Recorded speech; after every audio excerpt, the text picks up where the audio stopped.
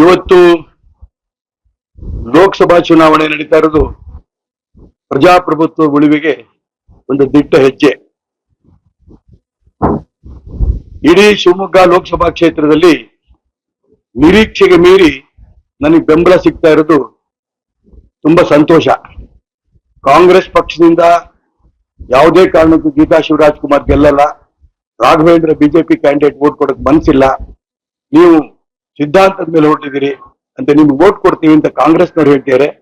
JDS ನವರಂತೂ ತುಂಬಾ ಸ್ಪಷ್ಟವಾಗಿ ಎಲ್ಲ ಭಾಗದಲ್ಲೂ ಕೂಡ ನನ್ನ ಜೊತೆಗಿದ್ದಾರೆ.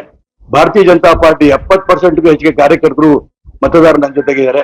ಎಲ್ಲ ವರ್ಗದ ಜನ, ಅದು ಯುವ ಶಕ್ತಿ ಇರ್ಬೋದು, ಸ್ತ್ರೀ ಶಕ್ತಿ ಇರ್ಬೋದು, ರೈತ ಶಕ್ತಿ ಇರ್ಬೋದು, ಎಲ್ಲ ಶಕ್ತಿ ಕೂಡ ನನ್ನ ಜೊತೆಗಿರೋದು ತುಂಬಾ ಸಂತೋಷ. 100ಕ್ಕೆ 100 ಗೆಲ್ತೇನೆ ಅಂತ ವಿಶ್ವಾಸ ನನಗಿದೆ.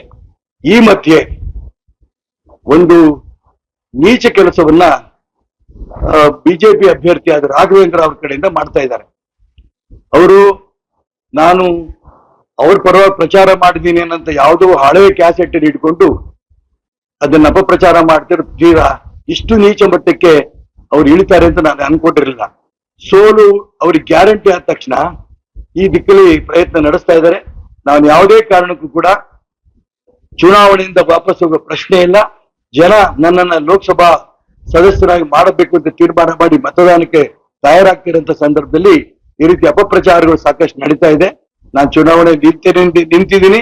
ಈಗಾಗಲೇ ಜನ ನನ್ನನ್ನು ಗೆಲ್ಲಿಸ್ಬೇಕು ಅಂತ ತೀರ್ಮಾನ ಮಾಡಿದ್ದಾರೆ. ಹಾಗಾಗಿ ಈ ಚುನಾವಣೆಯಲ್ಲಿ ನನ್ನ ಕ್ರಮ ಸಂಖ್ಯೆ 8.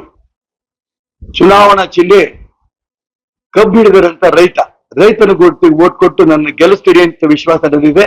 ನಾನು ನಿಮಗೆ ಪ್ರಾರ್ಥನೆ ಮಾಡ್ತೀನಿ, ನನ್ನ ಗೆಲ್ಲಿಸಿ ನರೇಂದ್ರ ಮೋದಿ ಪ್ರಧಾನಮಂತ್ರಿ ಮಾಡೋದಕ್ಕೆ ನಿಮ್ಮ ಪರವಾಗಿ ಲೋಕಸಭೆ ನಾನು ಕೈ ಎತ್ತೀನಿ ಅನ್ನೋ ಅಂಶವನ್ನ ಈ ಸಂದರ್ಭದಲ್ಲಿ ಹೇಳಕ್ಕೆ ಇಷ್ಟಪಡ್ತೀನಿ.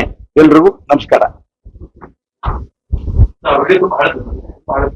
ಗೊತ್ತಿಲ್ಲ ಹಳೇದೋ ಹೊಸದೋ, ಈ ರೀತಿ ನೀಚತನದ ಅಪಪ್ರಚಾರ ಇದೆಯಲ್ಲ, ಕರ್ನಾಟಕ ರಾಜ್ಯದ ಇತಿಹಾಸದಲ್ಲಿ, ದೇಶದ ಇತಿಹಾಸದಲ್ಲಿ ಅಡಿಗೆ ಬಿಟ್ಟು ಗೊತ್ತಿಲ್ಲ. ಕರ್ನಾಟಕ ರಾಜ್ಯದ ಇತಿಹಾಸದಲ್ಲಿ ಚುನಾವಣೆ ಹಿಂದಿನ ದಿನ ನಿನ್ನೆಯಿಂದ ಈ ರೀತಿ ಅಪಪ್ರಚಾರ ಶುರು ಮಾಡಿದ್ದಾರೆ, ಷಡ್ಯಂತ್ರ ನಡೆಸ್ತಾ ಇದ್ದಾರೆ.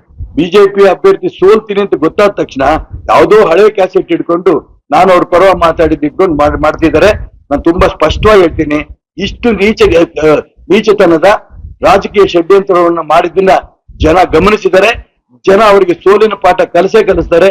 ಆ ನೀಚತನದ ಅಪಪ್ರಚಾರಕ್ಕೆ ಉತ್ತರ ಕೊಡ್ತಾರೆ, ನನ್ನ ಚುನಾವಣೆ ಗೆಲ್ಲಿಸ್ತಾರೆ. ಈ ವಿಚಾರವನ್ನ ಮತದಾರರಿಗೆ ನಾನು ಹೇಳಕ್ಕೆ ಇಷ್ಟಪಡ್ತೀನಿ.